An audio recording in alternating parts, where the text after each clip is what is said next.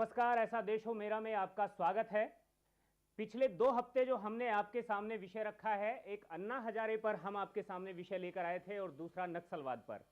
इस दौरान दोनों हफ्तों में दर्शकों के कई सारे फोन आए। इन ढेर सारे फोनों में बजरंग मुनि जी आज फिर हमारे सामने हैं। जो सवाल उनके रहे हैं, कुछ लोगों ने अप्रिसिएशन दिया, लेकिन कुछ सवाल भी रहे हैं। उन सवालों में हम शुरुआत करते हैं, लेकिन सबसे पहले कार्यक्रम में आपका स्वागत करना चाहूंगा। और सबसे पहला सवाल जो लोगों का रहा है वो ये जिज्ञासा जानने की उनकी रही है, उनका समाधान वो जानने का जो उनका जिज्ञासा रही है वो ये थी कि क्या अन्ना हजारे का जो ये आंदोलन है इसका अब भविष्य क्या है। अन्ना जी का जो आंदोलन हुआ है वह आंदोलन जनमत जागरण का एक अनूठा प्रयास हुआ है और उसके परिणाम अब तक जो निकले हैं वे अच्छे निकले हैं, भले ही वो आंशिक ही क्यों न हो। बिल्कुल, अन्ना जी को भी ये समझना चाहिए, देश को भी ये समझना चाहिए कि सभी राजनीतिक दल इस समय एकजुट हैं। वे यह नहीं तय कर पा रहे हैं किसी भी रूप में कि हमें अन्ना जी को परास्त कर देना चाहिए या अन्ना जी के सामने झुक करके थोड़ा सा समझौता कर लेना चाहिए। फिलहाल तो सरकार परास्त करने के मूड में दिखाई दे रही है। सरकार नहीं दिख रही है। हम जो समझते हैं या अन्ना जी जो समझते हैं वैसी बात नहीं है।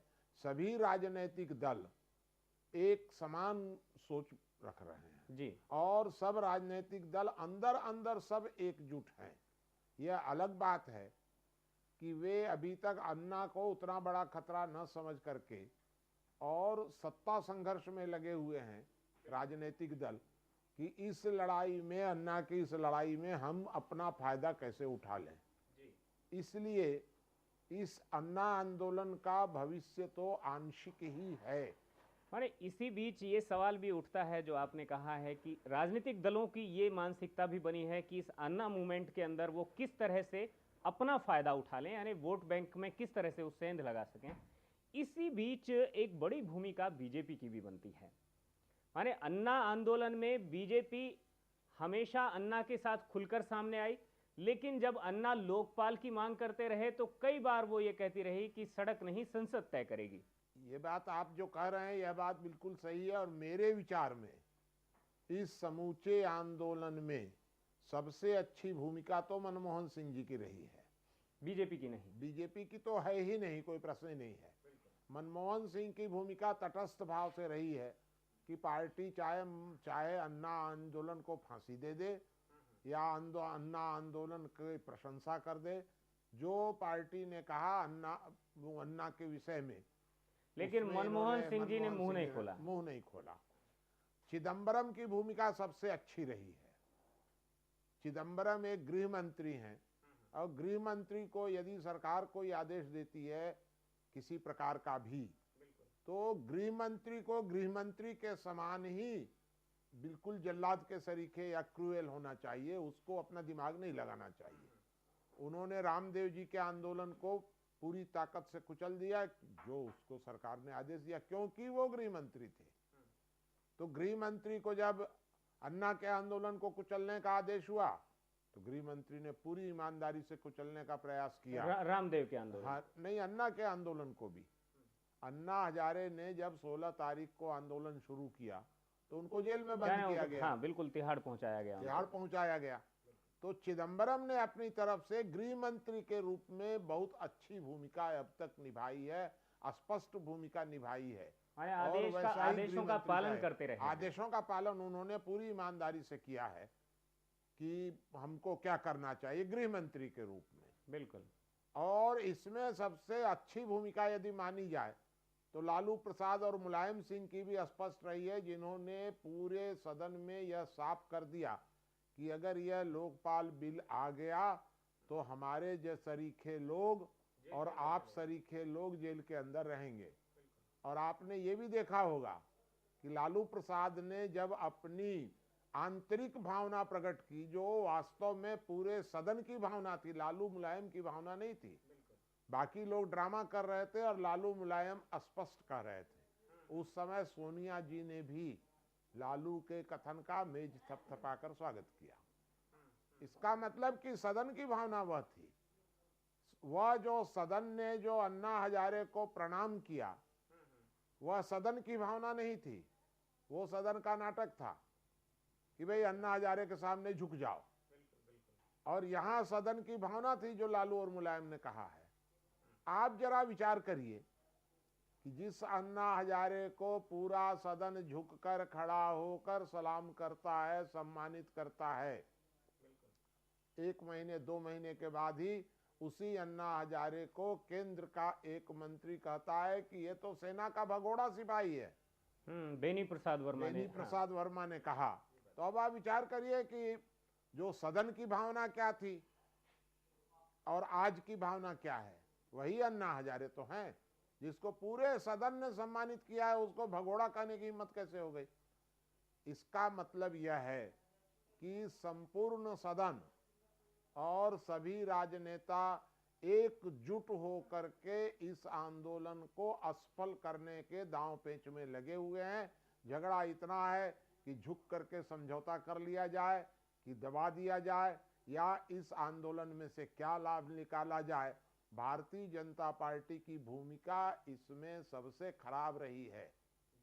आपने अभी देखा होगा कि भारतीय जनता पार्टी क्या करती है।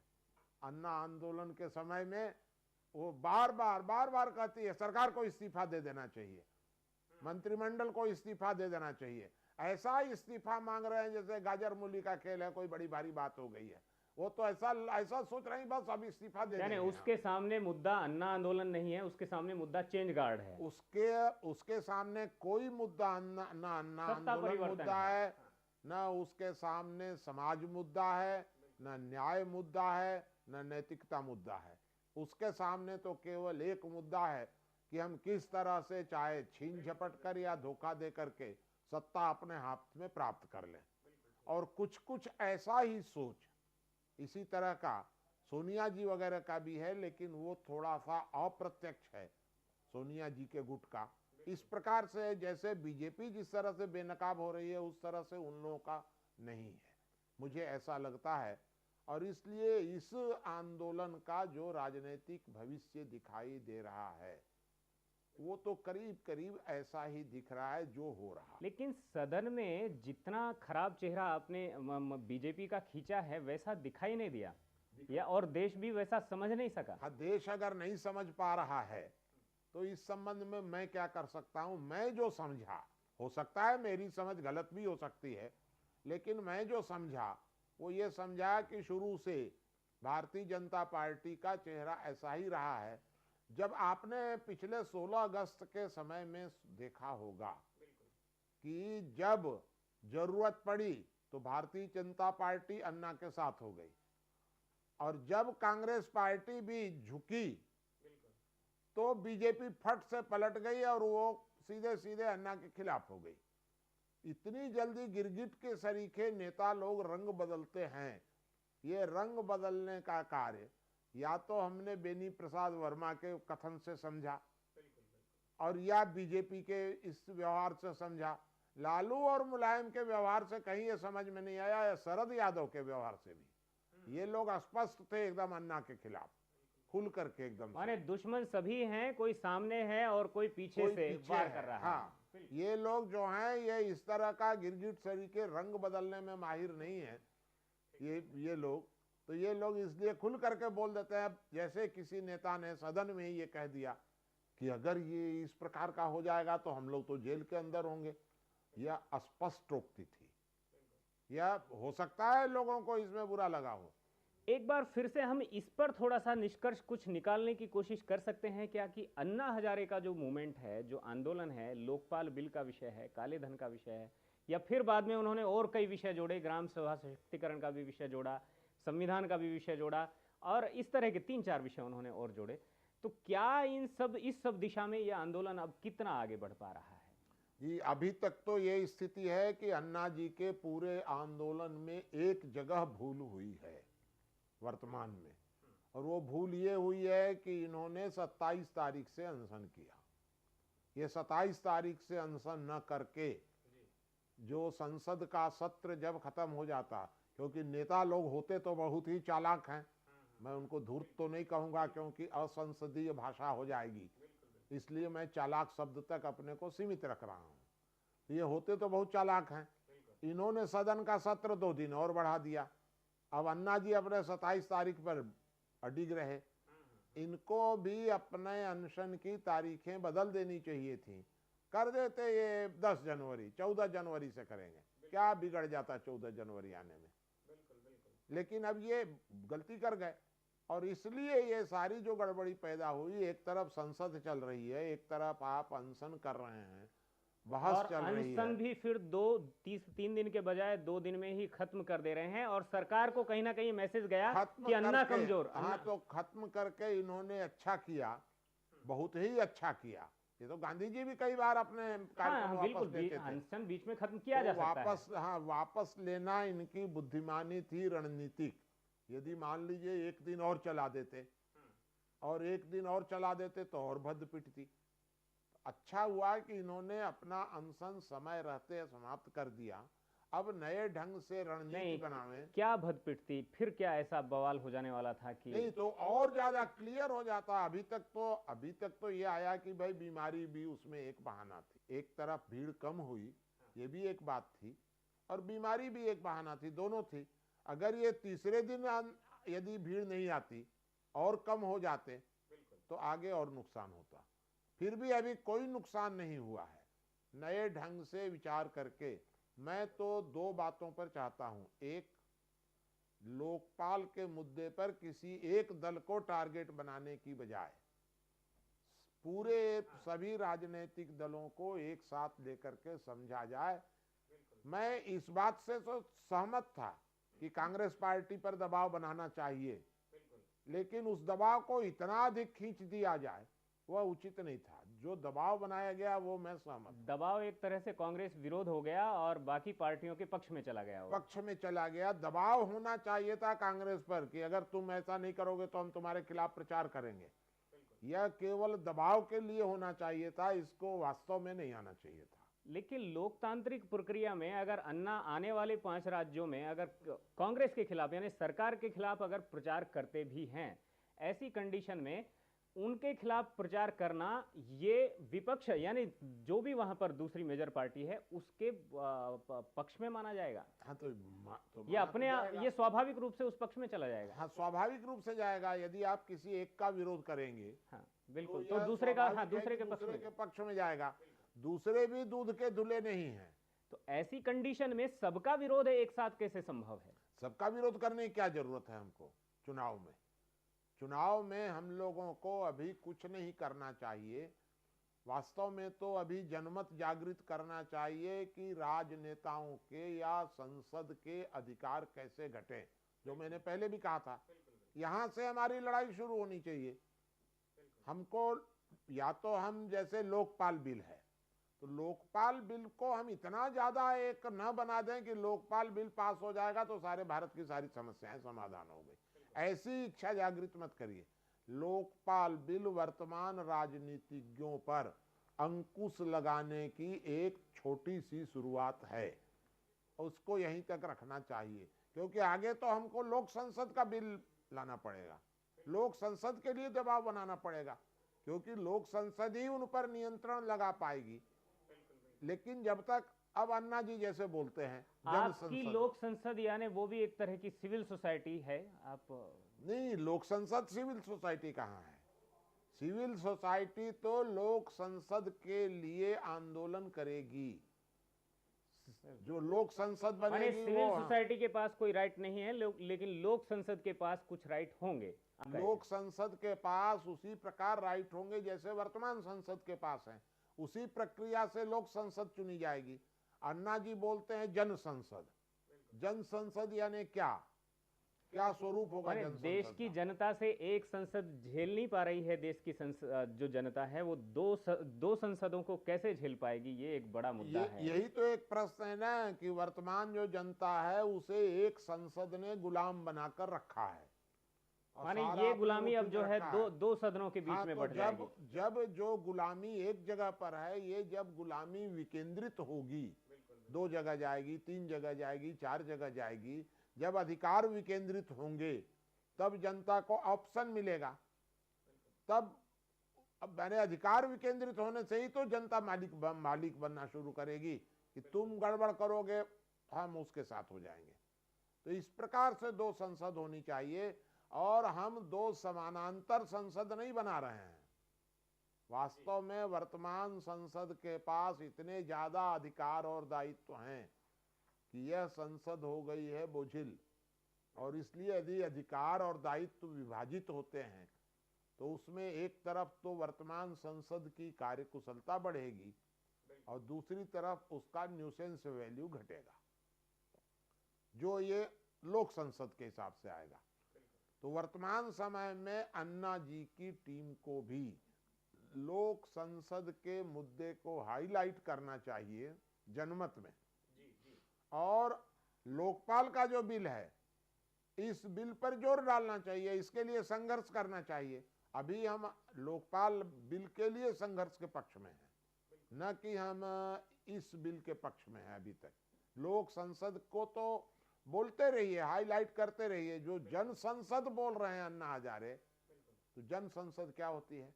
अगर कोई पूछेगी जन संसद क्या होती है, तो जन संसद माने जनता, तो जनता तो है ही है, फिर जनता लोक, तो हम भी तो बोल रहे हैं लोक। तो लोक संसद जो है वह एक बने प्रैक्टिकल स्वरूप है संसद का, तो इस पर विचार किया जाना चाहिए, ऐसा मेरा सोच है। ये जो हम लोगों ने जो अन्ना के बारे में पिछले हफ्ते चर्चा की थी, तो मेरी दृष्टि में तो यही है कि अन्ना जी के आंदोलन को अब आगे इस दिशा में बढ़ना चाहिए, और ये हफ्ते 15 दिन के बाद जो करें। एक सवाल मुनि जी और पिछली बार दर्शकों ने पूछा, और वो सवाल उनका ये रहा, जो नक्सलवाद को हमने साथ में जोड़ा था एक अगले हफ्ते जो हमने एक एपिसोड लिया, नक्सलवाद पर उनका ये कहना था, नक्सलवाद पर आपने ग्राम सभा सशक्तिकरण के कारण से उस पर लगाम कसने की, यानी उसके समाधान निकालने की, तो आपने एक फार्मूला भी सुझाया और उसका एक प्रैक्टिकल भी किया गया रामानुजगंज में, जिसके कारण से उसका निस्तारण हुआ। लेकिन उस पूरे एपिसोड में हम ये नहीं जान पाए, या जनता ये नहीं जान पाई कि नक्सलवाद का मूल कारण है क्या। देखिए, नक्सलवाद जो पैदा हुआ वो कानू सान्याल, चारू मजूमदार, दो लोगों ने जब समाज में राजनेताओं का, पूंजीपतियों का, बुद्धिजीवियों का यह जब षड्यंत्र देखा, तो इन लोगों के मन में एक हिंसक प्रवृत्ति पैदा हुई कि इन लोगों से बिना हिंसा के, बिना बंदूक के सहारे कोई परिवर्तन संभव नहीं है। ये केवल हिंसक प्रवृत्ति थी या मार्क्स का वो विचार था जिस विचार के कारण वो प्रभावित हुए? उस माने हिंसक प्रवृत्ति या वो मार्क्स का आधार मिल गया। बिल्कुल, क्योंकि मार्क्स से यदि कुछ जुड़ता है तो प्रवृत्ति के कारण जुड़ता है। मैं भी उसी नतीजे पर पहुंचा हूं, जो उनका नतीजा था वह नतीजा मेरा भी है कि वर्तमान व्यवस्था गरीबों, शरीफों, श्रमजीवियों के खिलाफ बुद्धिजीवियों, पूंजीपतियों, राजनेताओं का मिलाजुला षड्यंत्र है। तो मैं भी उसी नतीजे पर पहुंचा हूं। अंतर केवल यह है कि चारू मजूमदार और कानू सान्याल को ये लगा कि भाई ये तो शांति से नहीं हो सकता है, तो वो चले गए, माने अधिकारों को छीनना पड़ेगा, छीनना पड़ेगा ताकत से, तो वो ताकत में लग गए। हम लोगों को ऐसा लगा कि बुद्धि बड़ी चीज है, हम लोग यदि ठीक ढंग से व्यवस्था करेंगे तो बिना ताकत के भी इन अधिकारों को प्राप्त किया जा सकता है, इन लोगों को किनारे किया जा सकता है। इतना ही अंतर है नक्सलवाद में और हमारी योजना के अंतर्गत कि हम लोग उसको अहिंसक तरीके से प्राप्त करना चाहते हैं और वे लोग हिंसक तरीके से प्राप्त करना चाहते हैं। अब अंतर यह आया कि जब कानू सान्याल और चारू मजूमदार तो बेचारे मर गए बीच में, और कानू सान्याल को नक्सलवादियों ने किनारे कर दिया और किनारे करके नीति बदल ली। पहले समाज की व्यवस्था परिवर्तन के लिए नक्सलवाद था और अब हो गया सत्ता परिवर्तन के लिए नक्सलवाद। अब इनको किसी बात से कोई मतलब नहीं है, अब इनको चाहिए सत्ता। लेकिन मार्क्स तो शुरू से ही सत्ता पर काबिज होने की बात करते रहे। मार्क्स कहते थे नक्सलवाद जो है वे वास्तव में मार्क्सवाद नहीं है, ये तो माओवाद है नक्सलवाद। तो इस हिसाब से ये सत्ता को माध्यम बनाना चाहते थे, बिल्कुल, न कि सत्ता का सुख भोगना चाहते थे। क्योंकि मार्क्स ने भी अंत में तो यही कहा है कि यदि मार्क्सवाद का चरम होगा तो सत्ता बिल्कुल शून्य हो जाएगी, समाज में विलय हो जाएगी। हाँ, विलय हो जाएगी। लेकिन मार्क्स का उपयोग करके जो लोग पावर में आए उन लोगों ने सत्ता तो प्राप्त कर ली और उसको विलय नहीं होने दिया कहीं भी। हाँ, उसका मोह नहीं छोड़ पाए थे।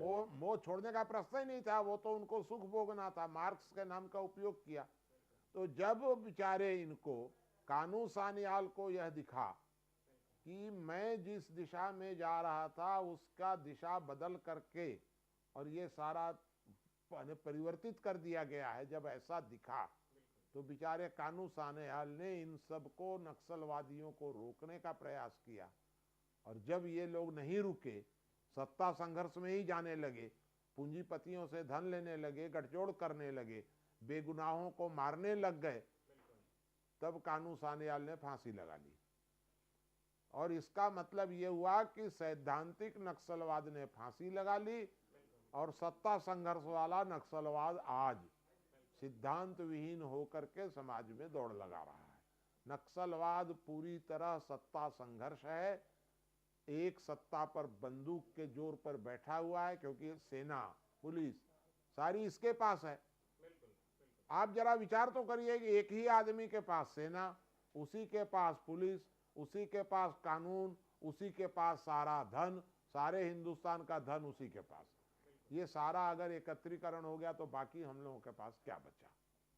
तो इसलिए नक्सलवाद यह मानता है कि जो सारा धन और सारा पावर जिसके पास इकट्ठा है, उस धन और पावर को छीन लिया जाए ताकत से। अब ये दो लोगों का, एक वो जो सत्ता में बैठा हुआ है और एक जो उसको छीनना चाहता है, इन दोनों के बीच की लड़ाई में हम लोग क्या करें ये समझ में मेरे भी नहीं आ रहा है। और इसलिए मैंने ये मार्ग चुना कि अब जनमत जागृत किया जाए। यदि भारत में व्यवस्था परिवर्तित नहीं होगी तो नक्सलवाद को कोई रोक नहीं सकता है, किसी भी प्रकार से नक्सलवाद रुकेगा नहीं। व्यवस्था परिवर्तन यानी सत्ता परिवर्तन या कुछ और नहीं, व्यवस्था परिवर्तन का मतलब यह है कि लोक और तंत्र के अधिकार और संबंधों का पुनर्विभाजन हो।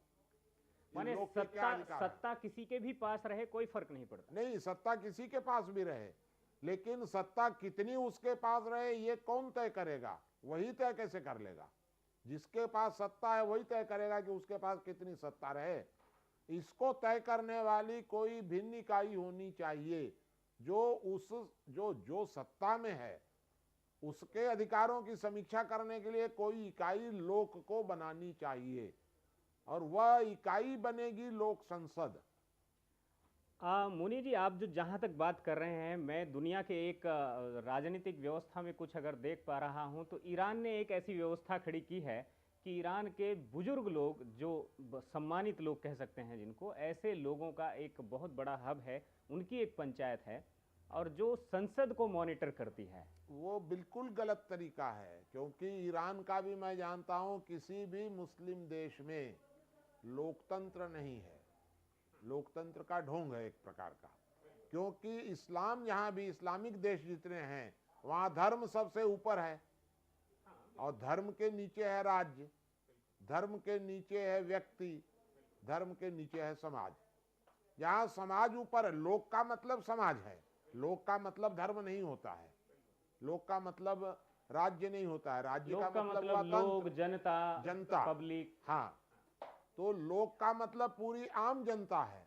और जो इस्लामिक कंट्रीज हैं, ईरान वगैरह हैं, वहाँ लोकतंत्र नहीं है, माने जनता का शासन नहीं है, वहाँ धर्म। ये जो बुजुर्गों की जो टीम बनाई गई है वो सब शरीयत के विद्वान हैं, शरीयत के विद्वान हैं, न कि ये लोक के प्रतिनिधि हैं। लोक के प्रतिनिधि तो है ही नहीं है वो लोग। और इसलिए ईरान तो और गंदी स्थिति है। हमारे भारत से भी खराब स्थिति है वहां तो, कि वहां तो कुछ भी कर दें वो, क्योंकि वो धर्मतंत्र है। भारत में भी बहुत लोग धर्मतंत्र का, हिंदू राष्ट्र का नारा देते हैं। गांधी खुद ब खुद धर्म आधारित राज्य की कल्पना करते रहे हैं। हाँ, गांधी का धर्म कुछ अलग रहा है? जी, गांधी का धर्म बिल्कुल अलग था। गांधी का धर्म था, धर्म का संबंध चोटी, दाढ़ी, पूजा इससे नहीं था। गांधी का धर्म आचरण से संबंधित था, गुणों से संबंधित था। धर्म की जो दो परिभाषाएं हैं उनमें एक है गुण प्रधान, एक है संख्या प्रधान। तो ईरान की जो परिभाषा है वो दारुल इस्लाम बनाने की परिभाषा है, संख्या बढ़ाने की परिभाषा है ईरान की। गुण प्रधान परिभाषा नहीं है।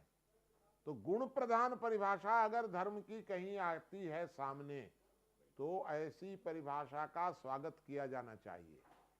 और धर्म शब्द की आड़ में भारत में इस तरह की परिभाषाएं हमें देखने को मिली हैं। भारत की जो प्राचीन परंपरा है उसमें वो बोलता है धृति, क्षमा, दमो, अस्तेय, शोचम, इंद्रिय निग्रह, धीर, विद्या, असत्यम अक्रोधो, सत्यम अक्रोधो, धर्मम दशकम लक्षण। हाँ, ये परिभाषा, ये गुण है। तो भारतीय संस्कृति से जब हम विमुख होकर के, हमारे भारत के लोग भी कुछ हिंदुत्व के नाम पर मुस्लिम संस्कृति की ओर झुकने लग गए और धर्म की परिभाषा उन्होंने चोटी और दाढ़ी से जोड़ दिया, तब ये सारी विकृति पैदा हुई है।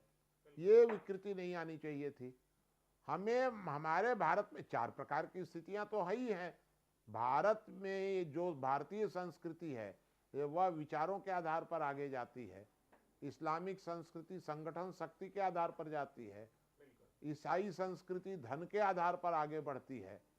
और साम्यवादी जो संस्कृति है वह सीधे सीधे चरित्रहीनता के आधार पर आगे बढ़ती है।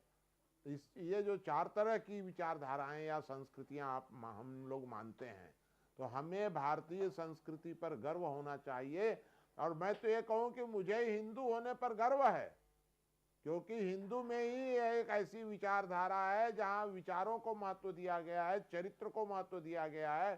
संगठन शक्ति को उतना महत्व नहीं दिया गया, संगठन शक्ति उसके नीचे है। बिल्कुल मुनि जी, आपने दर्शकों के सवालों के जवाब दिए और अच्छी तरह से जवाब दिए। उनके अब क्या उनका रिएक्शन रहेगा उसको भी जानने की हम कोशिश करेंगे। आप आज कार्यक्रम में आए, आपका बहुत बहुत धन्यवाद। बजरंग मुनि जी ने इस समय हमारे सामने अन्ना हजारे का आंदोलन हो या फिर नक्सलवाद का कारण हो और जाते जाते बीजेपी की भूमिका और इस सबसे इतर फिर किस तरह की सत्ता, किस तरह की व्यवस्था और किस तरह की व्यवस्था परिवर्तन की जरूरत है, इन सब पर ठीक से अपना जो उनका मौलिक विचार है, जो चिंतन है, उस चिंतन को हमारे सामने रखा है। इस चिंतन से अगर आप इत्तेफाक रखते हैं, इस चिंतन से आप सहमति रखते हैं, तो आप अपने सुझाव, सवाल या शिकायत हमें हमारी स्क्रीन पर दिए गए नंबरों पर आप दर्ज करा सकते हैं। फिलहाल हमारे इस कार्यक्रम में इतना ही। अगले हफ्ते फिर मिलेंगे। मुझे दीजिए इजाजत। नमस्कार।